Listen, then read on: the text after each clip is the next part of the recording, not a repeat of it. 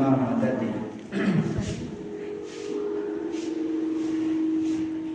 کتب و حدیث میں درود و سلام پڑھنے کی بے شمار فضائل و برکات بیان کیے گئے ہیں۔ اللہ کے رسول سرور کائنات فخر موجودات سیاہ افلاک صلی اللہ تعالی علیہ وآلہ وسلم کا فرمان عالی شان ہے کہ جو بندہ جمعے کے دن مجھ پر 80 مرتبہ درود پاک پڑھتا ہے تو اللہ تعالیٰ اس کے 80 سال کے گناہوں کو معاف فرما دیتا ہے۔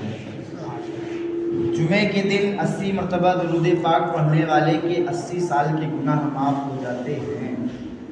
اور یہ بات یاد رکھیے کہ آسمان گر سکتا ہے، زمین پھٹ سکتی ہے، لیکن مصطفیٰ کی زبان سے نکلا ہوا جملہ غلط نہیں ہو سکتا۔ سرکار نے جو کہہ دیا ہے وہ ہمیشہ ہو کر رہے گا، آج ہو، کل ہو، پرسوں ہو، قیامت والے دن ہو، لیکن وہ ہوگا ضرور۔ اگر سرکار نے یہ کہا ہے کہ 80 سال کے گناہ معاف ہوں گے تو وہ ہو کر رہیں گے، انہیں کوئی روک نہیں سکتا ہے سوائے اللہ کے۔ جب اللہ چاہے تبھی رکے گا، ورنہ دنیا کی کوئی طاقت اسے نہیں روک سکتی ہے۔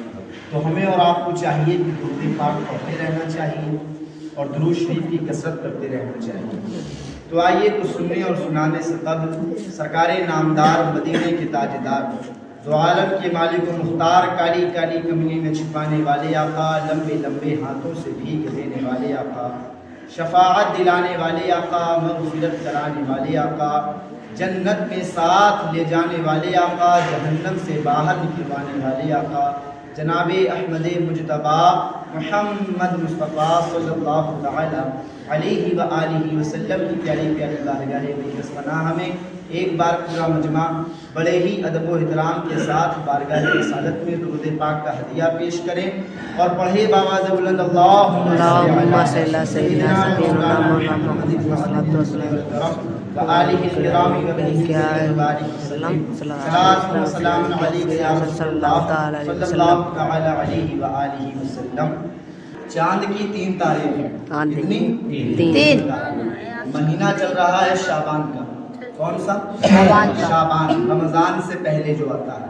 اب اس مہینے کے فوراً بعد رمضان شروع ہو جائے گا۔ شعبان کی 3 تاریخ، اور اس شعبان میں بہت بڑے بڑے بزرگان دین کے عرس بھی ہوتے ہیں، اور سب سے بڑی بات ہے کہ اسی شعبان کی 15ویں تاریخ کو شب برات ہوتی ہے۔ کیا ہوتی ہے؟ شب برات۔ برات نہیں ہوتی ہے جو برات ہمارے یہاں نکلتی ہے نا لڑکے کی، وہ برات نہیں، اصل میں یہ ہے شب براءت۔ کیا ہے؟ براءت۔ برا الگ ہے، ات الگ ہے۔ براءت وہ ہوتی برات جو برات جاری ہوتی ہے، جو ہمیشہ لیٹ ہوتی ہے، جس کا ٹائم 2 بجے رکھا جاتا ہے پر 4 بجے سے پہلے کبھی نکلتی نہیں۔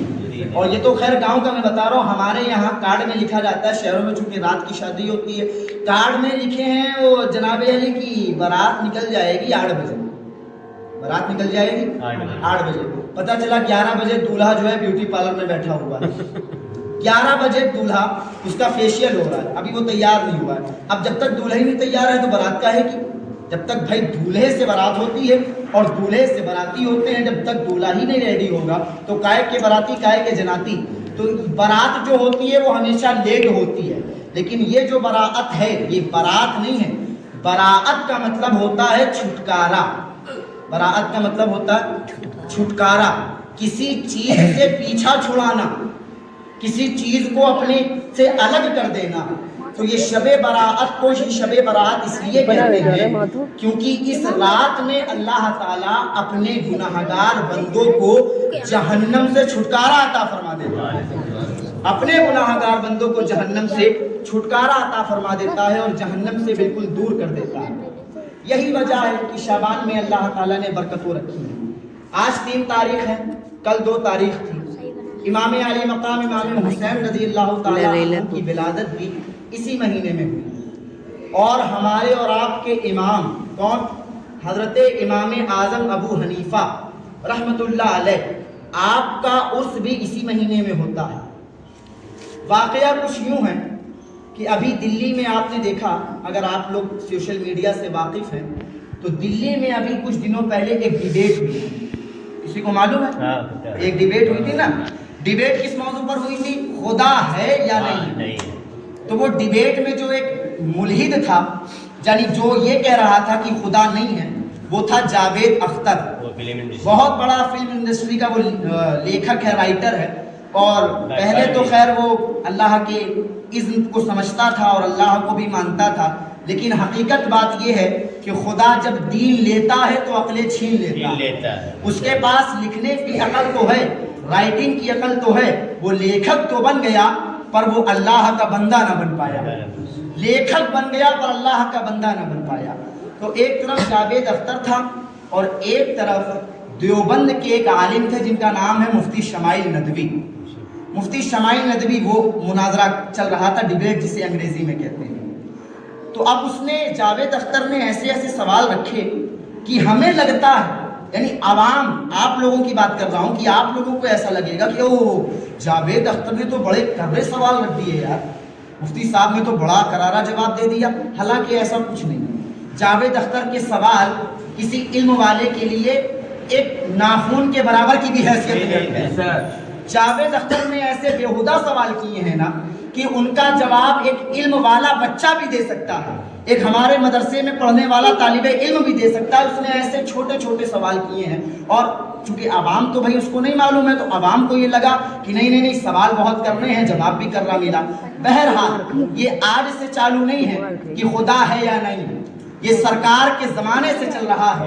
الہاد قرآن میں بیان کیا گیا ہے، اللہ تعالیٰ نے خود الہاد کو بیان فرمایا ہے۔ اب واقعہ کیا ہوا؟ حضرت امام اعظم ابو حنیفہ رحمۃ اللہ علیہ، اپنے وقت کے بہت بڑے امام، بہت بڑے عالم، بادشاہ کے پاس ایک آدمی آیا، کہنے لگا کہ بادشاہ سلامت، میں خدا کو نہیں مانتا، میرا ماننا یہ ہے کہ خدا ہے ہی نہیں، دنیا بنی خود بہت، دنیا فنا ہوگی خود بہت، انسان خود بہت بنا، چاند سورج زمین آسمان پیڑ درخت کنکر پتھر یہ ساری چیزیں اپنے آپ بن گئی ہیں، اسے بنانے والا کوئی موجود نہیں ہے۔ اور اسی بات کو سائنس بیان کرتا ہے۔ سائنس کے اندر جب آپ فزکس کی کتاب کھولیں گے تو بھوتک وگیان میں ایک تھیوری پڑھائی جاتی ہے جس کو کہا جاتا ہے بگ بینگ تھیوری۔ کیا کہا جاتا ہے؟ Big bang theory. Big bang کا مطلب ہوتا ہے کہ انترکش میں، اسپیس میں ایک انگارہ تھا، ایک آگ کا گولا تھا، وہ آگ کا گولا پھٹا، دنیا بن گئی۔ آگ کا گولا پھٹا، کیا بن گئی؟ دنیا بن گئی۔ اتنی بڑی دنیا اس آگ کے پھٹنے سے بن جائے گی، یہ سائنس کہہ رہی ہے۔ یہ وگیان کہہ رہا ہے کہ بگ بینگ تھیوری کے حساب سے وہ آگ کا گولا پھٹتا ہے اور دنیا بن جاتی ہے، انسان وجود میں آ جاتا ہے، جانور وجود میں آ جاتے ہیں، درخت کنکر پتھر چاند سورج ستارے یہ ساری چیزیں وجود میں آ جاتی ہیں۔ یہ قرآن کے خلاف ہے، بلکہ قرآن میں تو اللہ تعالیٰ فرماتا ہے ہم نے ساتوں آسمانوں کو اور زمینوں کو 7 دن میں بنایا ہے۔ کتنے دن میں بنایا ہے؟ 7 دن میں۔ بتاؤ اللہ کو ضرورت ہے دنوں کی؟ اللہ محتاج ہے دنوں کا؟ اللہ چاہے تو ایک پل میں بنا دینا، وہ تو کہے کن اور ہو جائے، فیا کن۔ اللہ فرماتا ہے کن ہو جا، فیا کن ہو گیا۔ اللہ کہے آسمان بن جا، آسمان بن جائے، اللہ کہے زمین بن جا، زمین بن جائے۔ اور کن کا استعمال نہیں کیا، بلکہ اللہ نے فرمایا کہ میں آسمان و زمین کو بناؤں گا 7 دنوں میں۔ کتنے دنوں میں؟ 7 دنوں میں۔ بادشاہ کے پاس وہ آدمی آیا، ملحد کہنے لگا میں نہیں مانتا ہوں خدا ہے۔ بادشاہ نے کہا ٹھیک ہے، ہمارے یہاں ایک بہت بڑے امام ہیں، امام اعظم، میں ان کو بلاتا ہوں تم ان سے بات کرنا۔ کہا ٹھیک ہے بلوائیے۔ خادم کو بھیجا، کہا جو امام صاحب کو بلا لاؤ، یہ ملنے آئے ہیں، کہہ رہے ہیں میں خدا کو نہیں مانتا۔ وہ خادم گیا، اس نے جا کر کے امام صاحب کو اطلاع دی۔ اب محل میں جو ہے وہ آدمی بیٹھا ہوا ہے ملحد، جو یہ کہہ رہا ہے میں خدا کو نہیں مانتا ہوں۔ اب 1 گھنٹہ بیت گیا، دوسرا گھنٹہ بیت گیا، تیسرا گھنٹہ بیت گیا، امام صاحب آئی نہیں رہے۔ ملحد نے سوچا من میں کہ لگتا ہے امام صاحب ڈر گئے ہیں، لگتا ہے میرے سوالوں کا جواب نہیں امام صاحب کے پاس، لگتا ہے وہ ڈر گئے، مولوی صاحب آئیں گے نہیں۔ 4تھے گھنٹے میں دیکھتے کیا ہے کہ امام اعظم ابو حنیفہ چلے آ رہے ہیں۔ جب محل کے اندر آئے، اس آدمی نے کہا کہ امام صاحب آپ مسلمانوں کے اتنے بڑے امام ہیں، آپ کو خیال نہیں ہے کہ کوئی آدمی آپ کے انتظار میں بیٹھا ہے اور کوئی آپ کا انتظار کر رہا ہے، آپ انتظار کروا رہے ہیں اسے؟ ارے آپ امام ہیں, آپ مولانا ہیں, آپ علم والے ہیں, آپ کو کم سے کم وقت کا خیال ہونا چاہیے کہ اگلا کوئی میرے لیے انتظار کر رہا ہے. امام صاحب نے فرمایا بھائی دیکھو ایسا ہے, میں آ تو جلدی جاتا, بہت جلدی آ جاتا, لیکن اصل میں ہوا کیا کہ میں جیسے ہی اپنے گھر سے نکلا تو میرے گھر کے باہر ایک دریا ہے اور دریا کے اس پار محل ہے, تو مجھے محل تک پہنچنے کے لیے دریا کو پار کرنا پڑے گا. اچھا اتفاق سے دریا میں کوئی کشتی بھی نہیں تھی. اب میں کھڑا انتظار کر رہا تھا کہ کوئی کشتی والا آئے اور مجھے بیٹھائے اور مجھے یہاں لے کر کے آئے. میں کھڑا تھا, اتنے میں نے دیکھا کیا کہ زمین میں ایک پودا اپنے آپ اگایا, اپنے آپ اگایا, اور وہ پودا اپنے آپ پیڑ بن گیا. جب وہ پیڑ بن گیا تو اس پیڑ سے اپنے آپ لکڑیاں ٹوٹنے لگی, اپنے آپ لکڑیاں کٹنے لگی. جب لکڑیاں اپنے آپ کٹنے لگی تو میں نے دیکھا کیا کہ وہی لکڑیاں اپنے آپ کشتی بننے لگی, اپنے آپ ناؤ بننے لگی, اپنے آپ بوٹ بننے لگی. جب وہ پوری کشتی اپنے آپ بن کر کے تیار ہو گئی, پانی میں چلی گئی, میں کشتی پر بیٹھا, نہ میں نے چلایا نہ کسی اور نے چلایا, وہ کشتی خود بہت چل کر اس نے مجھے محل پر پہنچا دیا. کشتی خود بہت چل کر اس نے مجھے محل پر پہنچا دیا. اس آدمی نے کہا, ٹھٹا مار کر ہنسنے لگا, کہنے لگا اتنا بڑا امام سنا تھا اور کیسی دیوانوں والی باتیں کر رہا ہے. ارے پودا بھی کبھی خود اگ سکتا ہے کیا؟ پیڑ بھی کبھی خود بن سکتا ہے کیا؟ لکڑیاں بھی کبھی خود کٹ سکتی ہیں کیا؟ کشتی بھی کبھی خود بن سکتی ہے کیا؟ یا کشتی کبھی دریا میں خود بہت چل سکتی ہے کیا؟ کہا یہ سب خود بہت نہیں ہوتا امام صاحب, آپ یہ سوچ رہے ہو پیڑ اپنے آپ بن گیا, کشتی اپنے آپ بن گئی, کشتی اپنے آپ چلنے لگی, ایسا ہو ہی نہیں سکتا ہے. امام صاحب نے فرمایا یہی تو میں بھی کہہ رہا ہوں, جب ایک معمولی سی کشتی اپنے آپ نہیں بن سکتی ہے تو اتنی بڑی دنیا اپنے آپ کیسے بن سکتی ہے؟ جب ایک معمولی سی کشتی اپنے آپ نہیں بن سکتی ہے تو اتنی بڑی دنیا اپنے آپ بن کر کے اپنے آپ کیسے چل رہی ہے؟ پتہ چلا کشتی کا بنانے والا کوئی ہے, کشتی کا بنانے والا کوئی ہے, اور کشتی کو چلانے والا بھی کوئی ہے.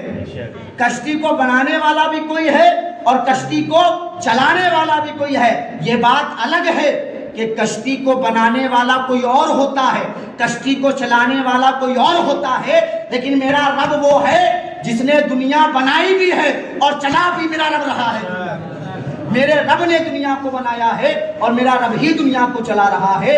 پتہ چل گیا جب ایک معمولی سی کشتی خود بن کر خود نہیں چل سکتی ہے تو اتنی بڑی دنیا خود بن کے خود کیسے چل سکتی ہے. اب اس آدمی کا دماغ تو باؤنس ہو گیا, اس کے پاس جواب تو بچا نہیں. اس نے گھمانے کی کوشش کی, کہا اچھا یہ بتائیے اگر خدا ہے, اگر خدا ہے تو دکھائی کیوں نہیں پڑتا ہے؟ اگر تو خدا ہے تو دکھائی کیوں نہیں پڑتا ہے؟ امام صاحب نے فرمایا تمہارے گھٹنے میں درد ہے؟ کہا بہت زیادہ. کہا دکھائی پڑتا ہے؟ کہا درد کیسے دکھائی پڑے گا؟ کہا درد کیسے دکھائی پڑے گا؟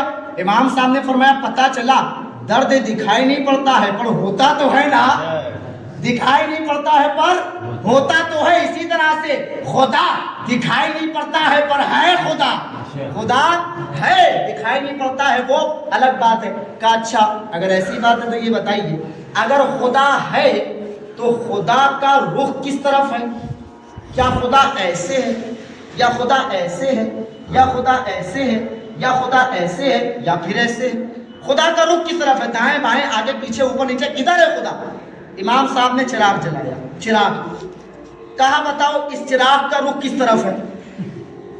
اس چراغ کا رخ کس طرف ہے؟ آگے ہے پیچھے ہے کہ دائیں ہے کہ بائیں ہے؟ اس آدمی نے کہا یہ کیسی بات کرتے ہو, اس چراغ کا رخ تو چاروں طرف ہے. امام صاحب نے فرمایا اللہ بھی نور ہے اور اللہ کا نور بھی چاروں طرف ہے. اللہ نور ہے اور اللہ کا نور بھی چاروں طرف ہے.